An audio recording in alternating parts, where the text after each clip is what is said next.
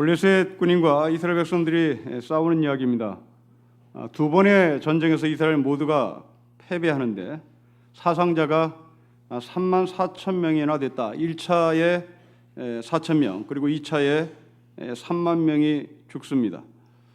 왜 우리는 이 이스라엘 사람들이 두 번의 전쟁에 걸쳐서 패배를 했는가? 그리고 전쟁 같은 우리 인생살이 속에서 왜 우리는 번번이 삶에서 실패하는가? 도대체 승리하는 비결은 무엇인가? 이것을 우리가 함께 생각해 보도록 하겠습니다. 먼저 1차 전투와 2차 전투가 우리 눈에 보이는데 1차 전투에 대해서 먼저 알아보겠습니다. 여러분 2절을 우리 같이 읽어보겠습니다. 시작. 블레셋 사람들이 이스라엘에 대하여 전열을 벌이니라. 그 둘이 싸우다가 이스라엘이 블레셋 사람들 앞에서 패하여 그들에게 전쟁에서 죽임을 당한 군사가 4천 명 가량이었습니다. 왜 패배했을까? 2절은 우리에게 패배한 이유를 알려주는데요. 여러분 2절 말씀을 유심히 보십시오. 블레셋 사람들과 이스라엘 사람들이 서로 다른 점이 있습니다. 블레셋 사람들은 이스라엘의 군인을 바라보면서 전열을 정비합니다. 그런데 이스라엘은 전열을 정비했다는 말이 없습니다. 왜 전열을 정비하는 이 중차대한 일을 이스라엘 백성들은 하지 않았을까? 우리가 아는 대로 이스라엘은 지금 사사시대의 삶을 살아왔습니다. 사사시대는 각자 자기가 옳은 소견대로 살아가는 삶의 철학이었습니다. 전쟁을 하긴 해야 하는데 대오를 정비해야 하는 매뉴얼도 없었고 대오를 정비하라고 명령 내리는 지도자도 없습니다. 전쟁은 해야겠는데 전쟁을 어떻게 하는지 몰랐다는 말이죠. 여러분 전쟁은 아무렇게 하는 게 아닙니다. 전쟁은 대오를 정비하고 공격조와 수비조와 그리고 뒤에서 그 군인들을 지원하는 지원군들 아주 복잡하게 전략이 짜 있을 때 비로소 전쟁을 할 수가 있는 것이죠. 결국 이 이스라엘 백성들은 이미 진 전쟁인 것을 스스로 인정하는 셈입니다. 여러분들은 국가 정상들이 어떤 다른 나라에 국빈 자격으로 방문했을 때 반드시 그 국빈은 상대국의 군인을 사열하는 자리에 참여합니다. 그 상대방 국가의 군인을 사열하는 이유는 간을 보러 가는 겁니다. 김정은이가 중국의 국빈 자격으로 갔을 때 중국의 군인들 중에 가장 빼어난 군인 의장대를 사열합니다. 그 의장대를 사열한 이유는 김정은이가 간을 보러 가는 것이고요. 그리고 중국은 자기의 군대를 김정은한테 선을 보이는 겁니다. 간을 보러 간다는 뭘까? 우리 군대가 저 군대를 칠 수 있는 가능성이 있는지를 보는 겁니다. 그 가능성의 기준은 두 가지입니다. 하나는 의장대의 눈, 그리고 하나는 의장대가 대오를 흐트럼없이 정확하게 열과 오를 맞추고 있는지를 봅니다. 그리고 중국의 입장에서도 가장 빼어난 군인들 중에 의장대로 차출해서 그들의 눈을 김정은이가 따라가는 대로 초점을 맞춥니다. 그리고 온 매무사 하나 흐트러지지 않고 열과 오가 하나도 흐트러지지 않은 채 정확하게 서서 그 김정일을 뚫어지라고 쳐다봅니다. 곧 이 말은 김정은 당신 우리나라를 깔보지 마세요라는 말입니다. 이게 국빈 자격으로 간 대통령들이, 수상들이 상대국의 군인들을 사열하는 의장대의 사열입니다.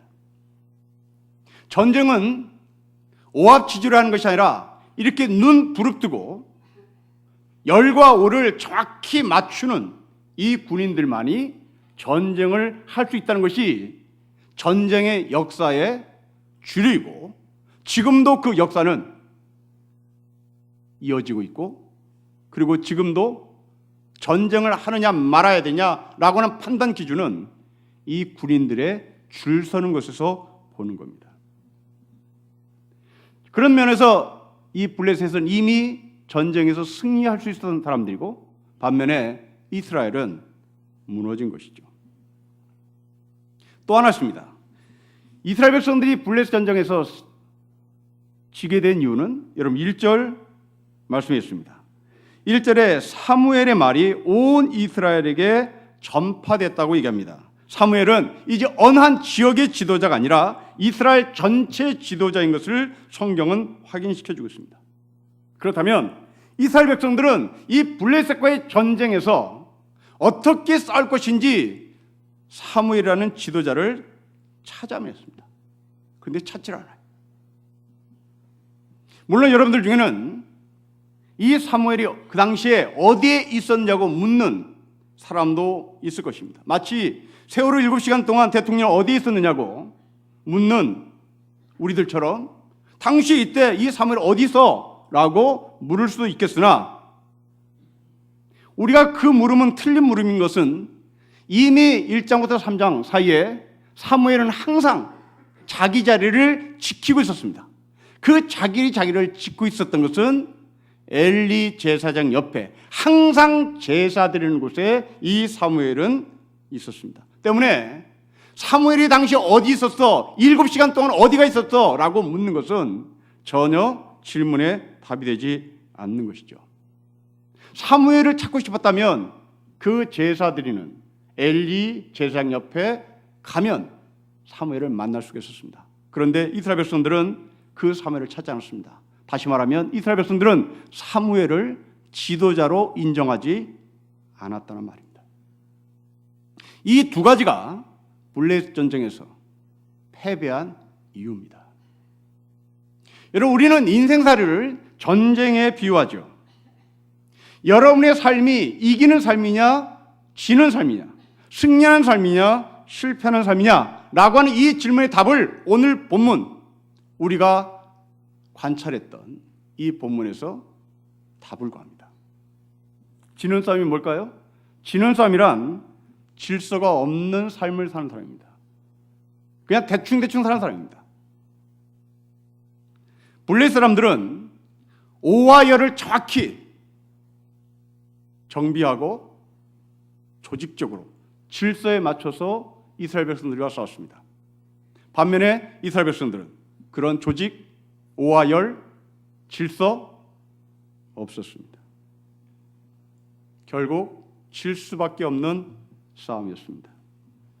우리가 이런 삶을 산다면, 그냥 막 산다면, 질서 없이 산다면 우리는 백발백중 인생의 실패를 경험하게 될 것입니다. 제가 최근에 우리의 의지에 반하여라고 하는 신간 서적이 나와서 지금 읽고 있는데 거의 다 읽었습니다만은, 요즘 하도 이 미투 때문에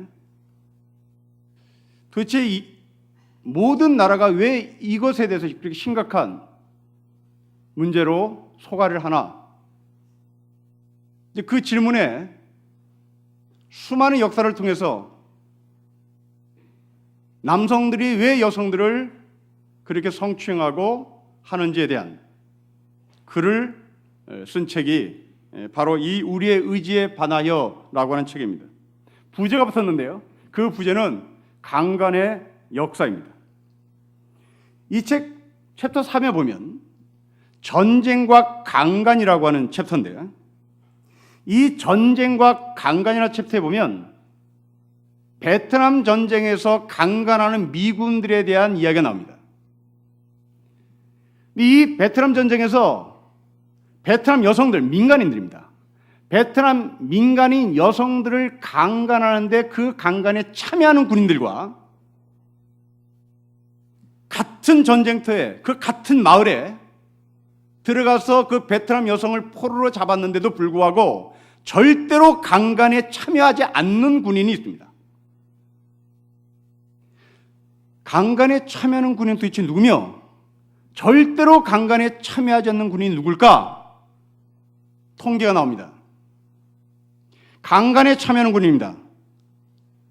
내가 전쟁터에 나가서 살아 돌아올까 죽을까 계산이 안 되는 사람들, 그리고 돈을 벌기 위해 들어온 용병들, 이들은 막해됩니다. 끔찍합니다. 그냥 강간 정도가 아니라 사륙의 강간이라고 표현해도 좋습니다. 그런데 절대로 강간에 참여하지 않는 군인이 있습니다. 집단 강간이 들어가는데 그 집단 강간 속에서 절대로 거기에 참여하지 않는 군인들이 있습니다.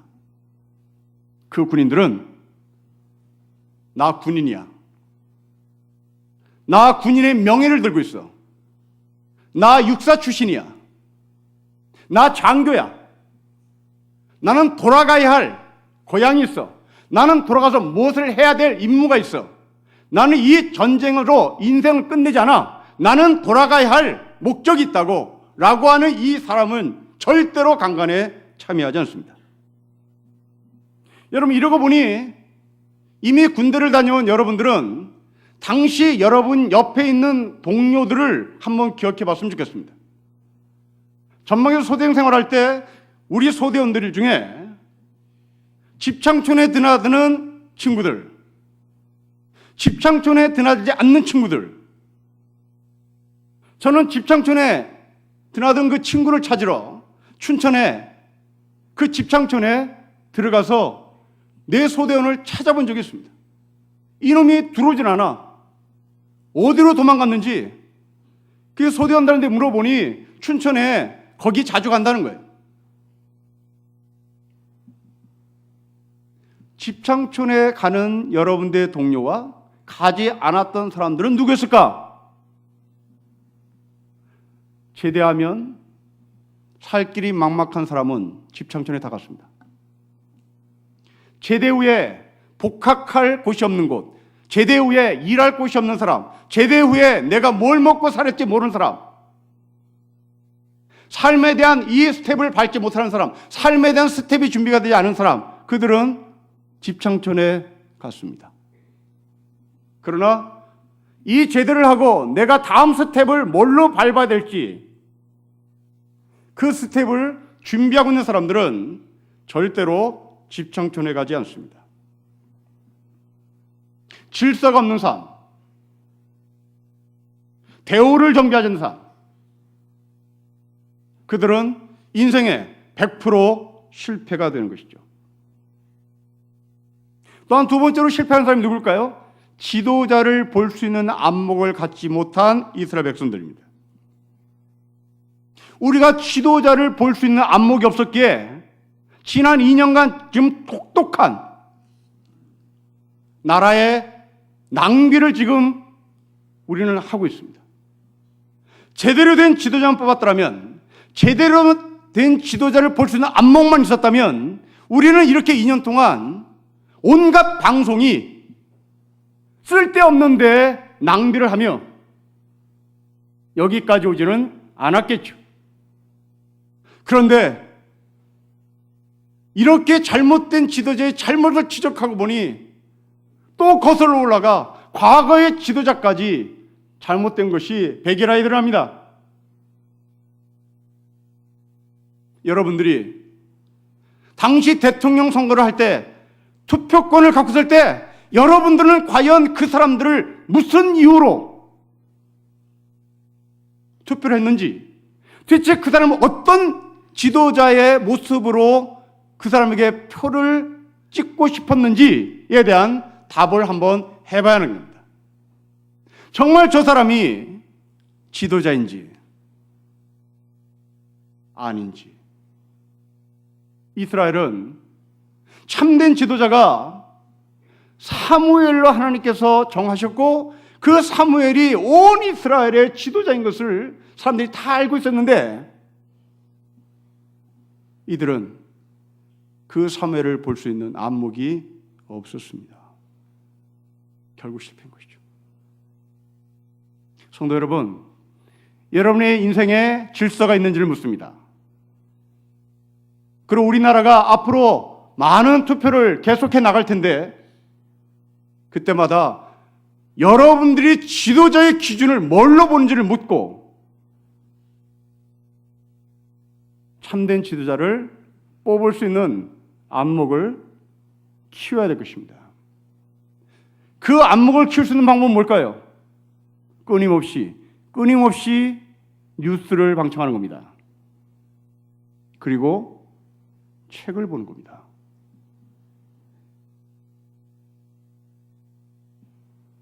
수많은 이 땅의 지도자들 가운데 잘못된 지도자는 어떤 철학을 갖고 있는지를 책을 통해서 배워야 하고 제대로 된 지도자는 누구인지를 책을 통해서 배워야 하는 겁니다. 사울처럼 그렇게 잘생긴 사람이 지도자의 자격이다.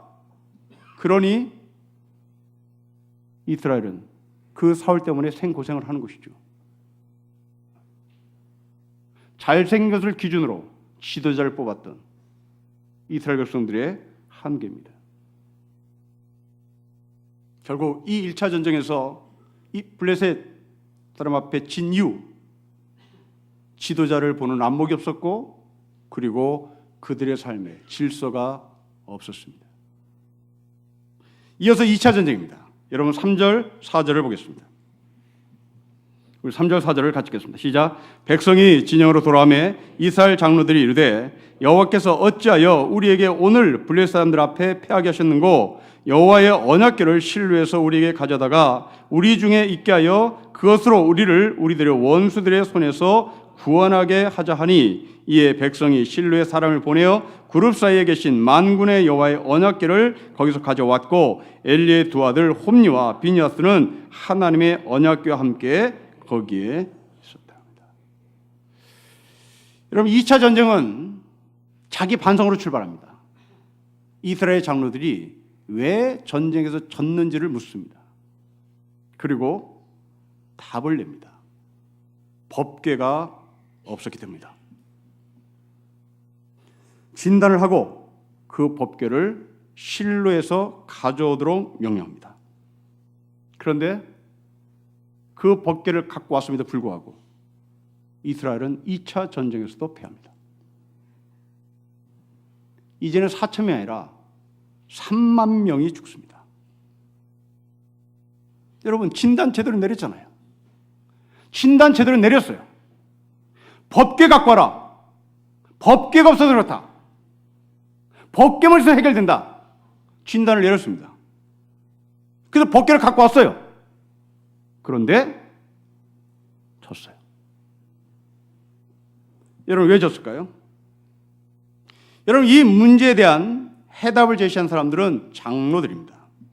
장로들이 법궤를 갖고 오라고 한 이유는 아마도 자신들의 역사적 경험 속에서 나왔을 겁니다.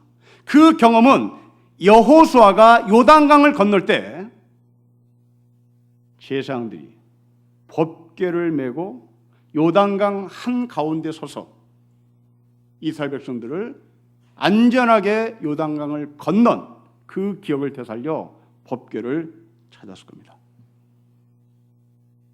장로들의 진단은 정확히 맞았습니다.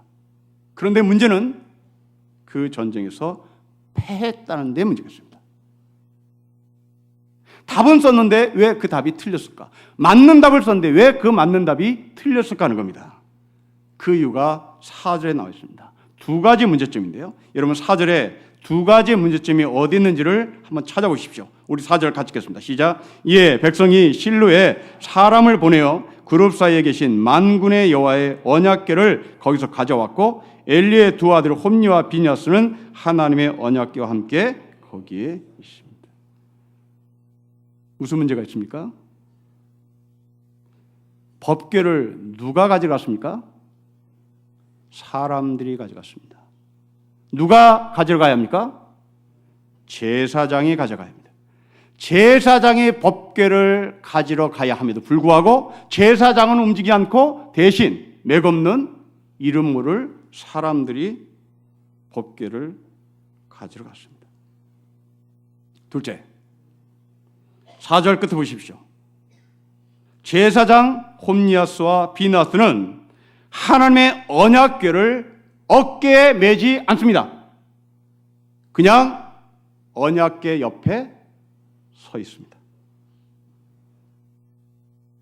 법궤는 맞았으나 그 법궤를 찾으러 간 사람이 제사장이 아니라 일반 사람이었고,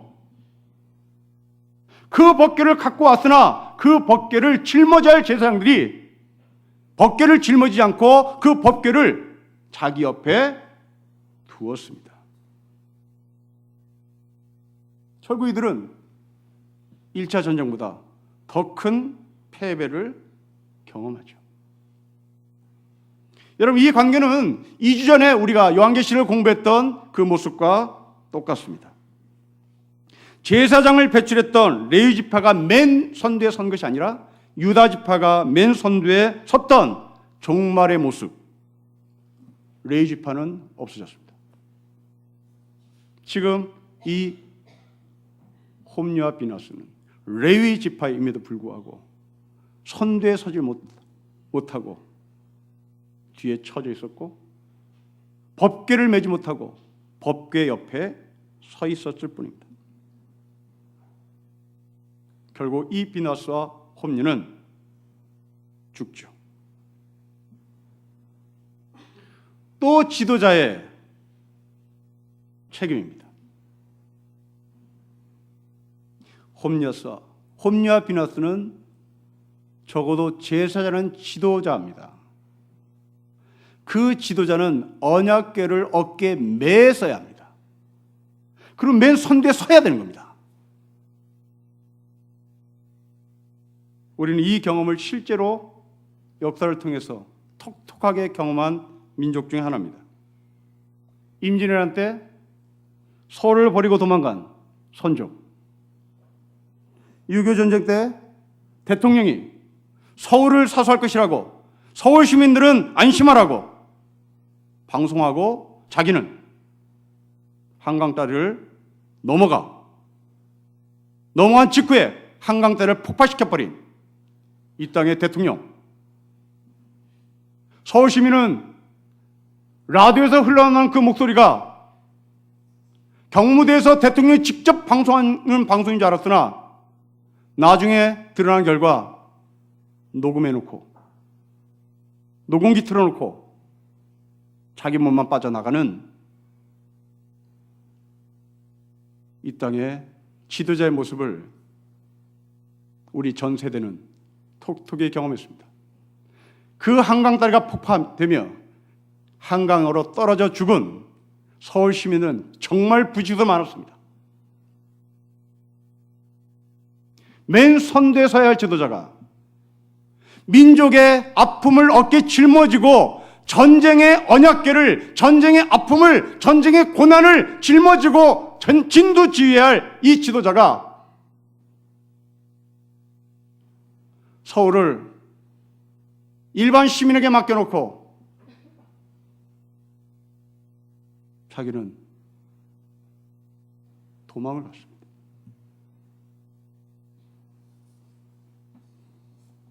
그럼 여기서 우리가 다시 한번 질문합시다. 왜 제사장들은 법궤를 가지러 가지 않았을까? 왜 일반 사람들이 그 법궤를 가지러 갔을까? 그렇습니다. 이 제사장들은 그 법궤를 진짜 법궤로 인정하지 않았다는 말이 아닐까 싶어요. 다시 말하면 홈리와 비나스는 이 법궤를 사과 개짝 정도로 봤던 것 같습니다. 모시고 온 것이 아니라 끌고 온 것이죠.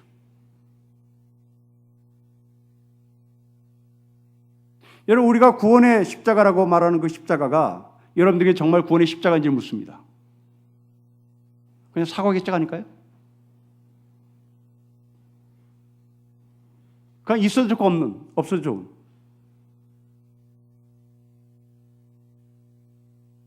지금 이스라엘 백성들의 한계는 거기였습니다. 법궤는 법궤인데 그들의 중심 가운데는 그 법궤를 법궤로 인정한 것이 아니라 사과개짝 정도로 인정하고 끝을 냈습니다. 여러분, 우리가 복음이라고 외치는 그 예수 그리스도의 복음은 나에게 중심에 서 있질 않고 있어도 좋고 없어도 좋은 액세서리에 불과한, 그리고 여러분들의 중심에는 돈이 여러분을 지배하고 있죠. 우리 중심에는 예수 그리스도가 없습니다. 우리 중심에는 십자가가 없어요. 우리 중심에는 돈이 있습니다. 그리고 필요할 때마다, 돈이 필요할 때마다 십자가를 부르죠. 아쉬울 때마다 법궤를 불러요.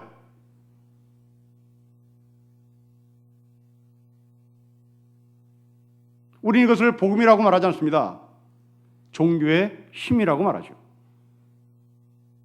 종교의 힘은 우리에게 얄팍한 위로를 가져다 주는 건 사실입니다.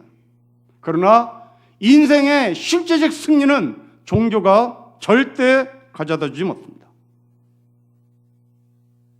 우리 인생의 실제적 승리는 종교가 가져다 주는 것이 아니라, 기독교라는 종교가 가져다 주는 것이 아니라 복음의 원천이신 예수 그리스도가 내 중심에 계실 때 비로소 우리는 인생의 승리를 맛볼 수가 있는 것입니다. 결국 이 법궤를 사회적 정도로 치부했던 이스라엘 백성들, 그들이 법궤가 이스라엘 진영에 들어오자 이스라엘 백성들은 이렇게 반응합니다. 여러분 5절 보십시오. 여호와의 언약궤가 진영에 들어올 때에 온 이스라엘이 큰 소리로 외치며 땅이 울렸습니다. 이에 반해서 블레 사람들을 보십시오. 여러분 6절부터 9절을 보면 초긴장입니다. 이스라엘 백성들은 그냥 큰 소리만 치고 있어요. 법궤가 왔어요, 법궤가 왔어요 라고 큰 소리만 치고 있는 반면에 블레셋 사람들은 초긴장하며 블레셋 군인들에게 긴장감을 가져다 줍니다. 9절이죠. 우리 9절을 같이 읽겠습니다. 시작. 너희 블레셋 사람들아, 강하게 되며 대장부가 되라. 너희가 히브리 사람의 종이 되기를 그들이 너희의 종이 되었던 것 같이 되지 말고 대장부과 같이 되어 싸워라. 여러분, 이것은 성경이 우리가 무엇을 말하려고 하는 것입니까? 법궤를 보고 법궤가 왔어요, 법궤가 왔어요 외치는 이스라엘 백성들은 지금 무엇을 우리에게 보여주는 것입니까? 그렇습니다. 이들은 믿음은 있습니다. 법궤를 믿어요. 그러나 블레셋 사람들은 그 법궤를 믿는 것을 뛰어넘어 열심히 싸우겠다고 정신을 가다듬고 실제 전쟁터에서 있는 힘을 다하여 싸웁니다. 우리에게 주는 메시지입니다. 성도 여러분, 여러분들이 믿음을 갖고 삽니까? 아니면 믿음을 실천하며 삽니까? 라는 질문입니다. 이스라엘 백성들은 믿음만 들고 있었습니다. 법궤라는 믿음을 들고 있었어요. 그러나 블레셋 사람들은 그걸 뛰어넘어 이 법궤가 얼마나 무서운 건지를 알아. 그 무서운 법궤를 인정함과 동시에 있는 힘을 다하여 전쟁에 참여합니다. 지면 안 된다. 이겨야 된다. 강한 군대가 되어야 된다라고 외치며 이스라엘 백성들과 싸워 승리합니다. 믿음이냐? 믿음의 실천이합니다. 여러분들이 인생의 승리를 가져다는 기준, 믿음을 가진 것이 아닙니다. 그 믿음을 실천하는 겁니다. 믿음을 가진 사람들은 삶의 현장 가운데 승리를 맛볼 수가 없다는 말입니다. 여러분, 우리가 알다시피 거북이는 굉장히 오래 사는 동물 중에 하나로 알고 있습니다. 이 거북이가 이렇게 긴 수명을 가지고 거북이 생활을 하는 이유, 생략자들은, 동물학자들은 여러 가지 이유를 대겠으나 저는 이 거북이가 태어나면서부터 바다까지 가는 동안 삶이 얼마나 치열한지를 보면 거북이는 그렇게 오래 살 수밖에 없겠다라고 진단합니다.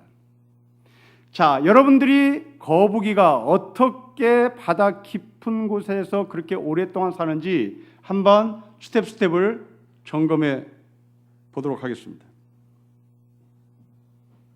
엄마 거북이는 알을 낳기 위하여 해안가에서 수십 미터 떨어진 모래사장으로 갑니다. 그 모래사장에서 엄마 거북이는 알을 낳기 위하여 막 모래무덤을 파죠. 한 30cm 이상을 파고 들어갑니다. 그리고 거기에 알을 낳죠. 무덤 속에, 그 모래무덤 속에 묻혀진 그 알은 한 2달 정도 지나면 이제 부화가 시작됩니다. 그 달걀 안에, 그 거북이 알 안에 생명체가 있는데, 이제 그 생명체가 2달쯤 지나면 껍데기를 깨고 나오는데, 그 껍데기는 몸으로 깨지 않습니다. 임시치아가 거북이의 입에서 나옵니다. 카펑클이라고 하는 인데요, 이 임시치아인 카펑클로 어린 거북이는 알벽을 긁습니다.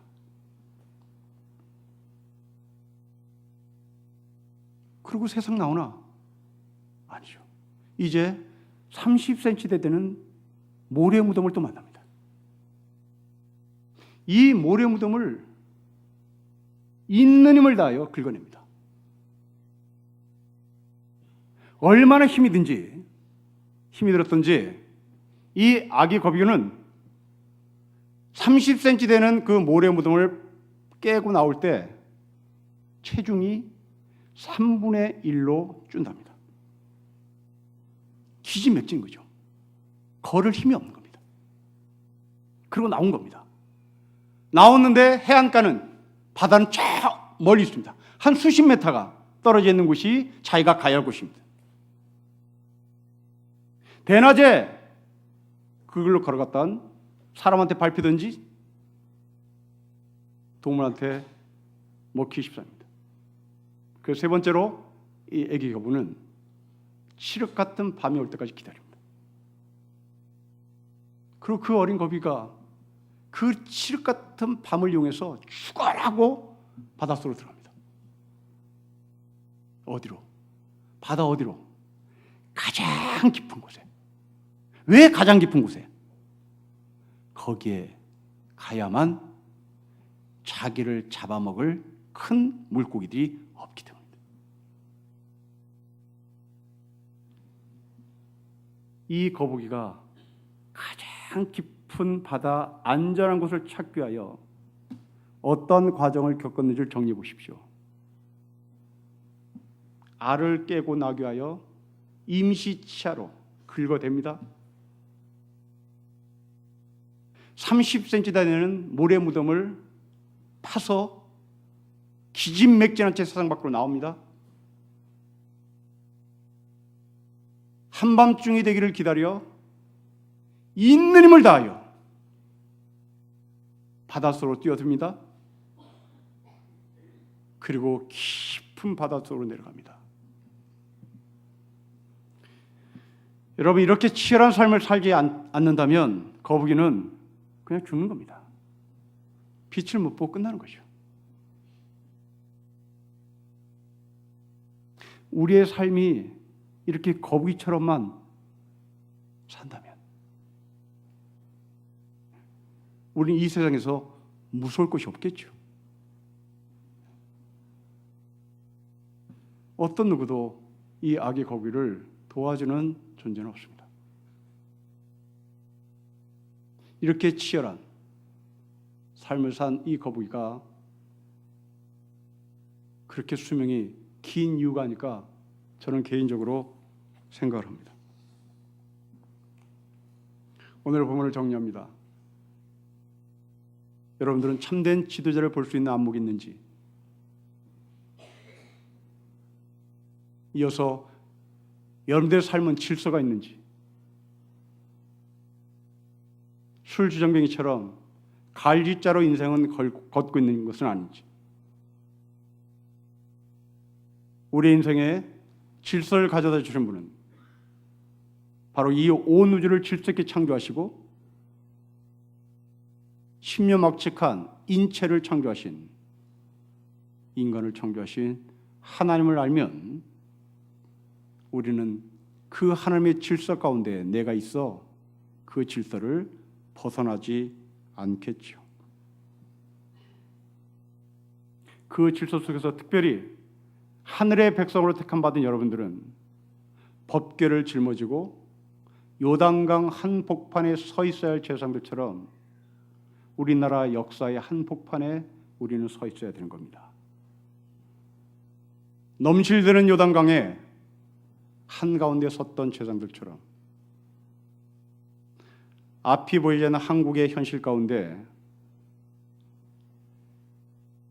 균형을 잡고 예수 그리스도의 십자가를 짊어지고 한가운데 서 있어야 할 그 역사의 현장에 바로 우리가 있어야 되는 겁니다.